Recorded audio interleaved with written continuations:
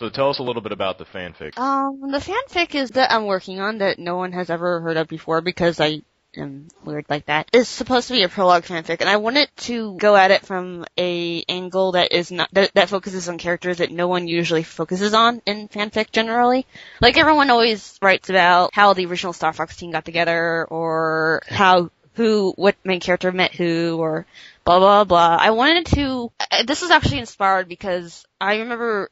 I remember going through and reading some random facts about planets, specifically, Sector Y or, Macbeth, which is my favorite planet, by the way. And it talked about aerospace industry or something like that, and I was like, well, wouldn't it be interesting if we could talk about, politics and, how the hell did some random lucky guy from out of nowhere suddenly build an empire that would threaten everybody and kick their ass? Until a 4-man team came and kicked his ass. Question mark, question mark, question mark. So I wanted to write about what was not about Andros's rise specifically, but what would help set that up and what would make that possible. And of course it goes into some of his family situations and stuff like that. And actually it deals a lot with meta that Basil and I talked about at one point. She wrote a fic that had to do with his, Andrew and his family, and she wrote it, and Dash and all that good stuff. And this fic centers around our kind of collective fan character, I guess. Do we share her, or? Yeah, we share her now. We share her. She's awesome. Yeah. She's awesome. Which is Daedra, right? Deirdre. Sorry, I always mispronounce the name. Who is on screen right now. Yes. That picture, I was just testing out the body type, and I drew it during a figure drawing class, basically. Which is awesome. Yeah. Meta. Anyway. So it's from her perspective, but it's about her, but it's not, the main theme of it is not about her. It's about the society and how it affects her and how she's trying to, and how everyone is reacting to it. And there are a lot of different elements. It's kind of, in my mind, I kind of equate it to a chessboard. But what's happening is like social unrest and I'm trying to also equate species in there as well. Like the differences between, lizards or amphibians and like in the games, I remember in 64, like a lot of the squadrons were like dogs or something like that, and I was trying to run with these elements and see if I can make a interesting scenario, basically. And so it all takes place on Macbeth, this fic. And, oh god, what do I say next? And things happen from there, basically, right? Ask me a question that you What are don't some know other characters that you have in it? Oh god, don't even get me started. I have the leaders of corporations. I have that one guy. You know the one guy that drives the train in the level? Oh, the train operator. Yes, yeah. Yes, that guy. That was probably my favorite boss ever in that game. I know. It was super awesome. Step on the gas. No, wait! Hit the brake! Well, to be honest, when I do fanfics, I actually, in general, by my nature, I actually don't like fan characters all that much. And I felt so bad because I started making so many of them, and I was like, I don't usually like doing this.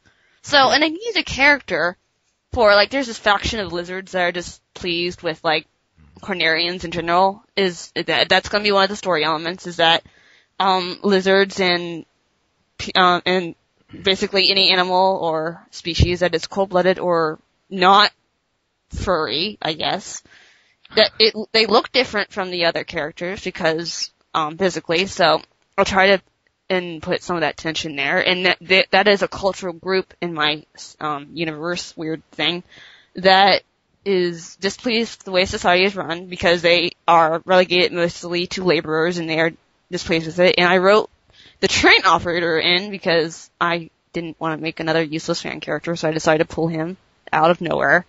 And he's basically the guy who gives the speech. Oh, he's the speech guy. He is the speech guy. Oh, okay. Which, by the way, the name of this fic again is Adrift the Fallout. This is Adrift Because the Fallout. it takes place after another fic I'm thinking of maybe writing that's going to be called Meltdown, so I figured, hey, that makes sense. Yeah. And now for your listening pleasure. Pleasure. Yeah. Yes. Sabata and I are now going to reenact, quote unquote, a dramatic reading I'm so excited. of this excerpt from the story, which is the speech that the train operator gives. So, which, by the way, is a year old, so please don't judge my writing, please, partially. and I care not for voice accuracy, so yeah, it's probably not even going to sound anything close to his voice. Yeah. Get over it. All right. So, Yep. Sabata will be playing the part of the train man, and I will be the narrator. So, let's. I actually gave him a name, you know. He doesn't have a name to begin with. It doesn't matter. Okay. Anyways, go. Today. The words paused only slightly for emphasis.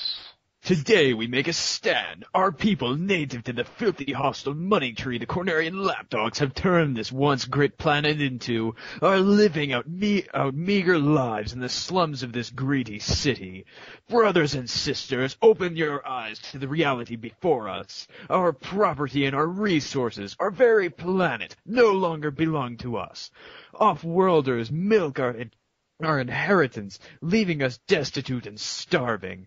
We as a species cannot even find good honest work that pays well enough to feed our families. To our furred counterparts, we are nothing but slimy, cold-blooded savages, hardly qualified to be hired for a decent job. But this is not true. This is far from the truth. The crowd roared in congruity, angry shouts and cries, vulgar cursing in a thick reptilian tongue, cheers, cheer, and a chorus of boos directed in the general direction of the barricade. Seemingly boosted from the reaction, the speaker pumped a claw fist into the air, as if to punctuate his words with action.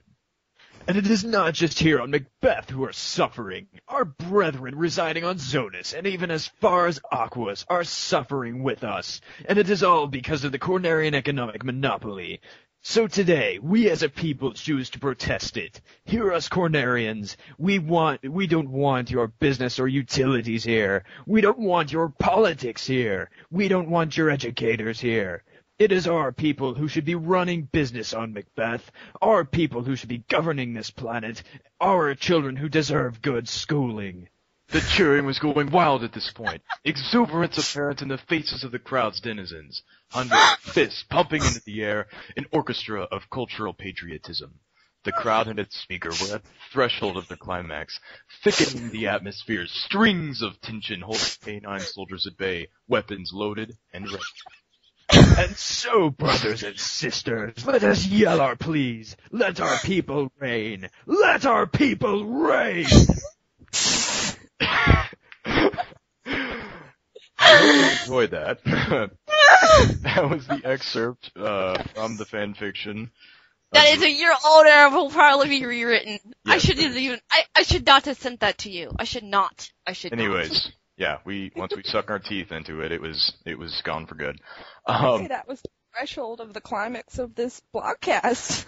Yes, I would agree with that. And with that in mind, we are going to end this evening's blogcast, and we will be back next week, as I said before, with the interview with one of the project leaders of Shadows of Lilac. Please stay tuned for that. And also, those of you that think there will be cease and desist order on the game Shadows of Lilac, please have no worries. It has already been cleared off by people at Q Games and Nintendo. They're not going to do it. So, no worries. The game will come out when it comes out, so please stop asking when. With that, we end this week's blogcast, and we hope to see you next week. Later. Thank you. See ya. Bye.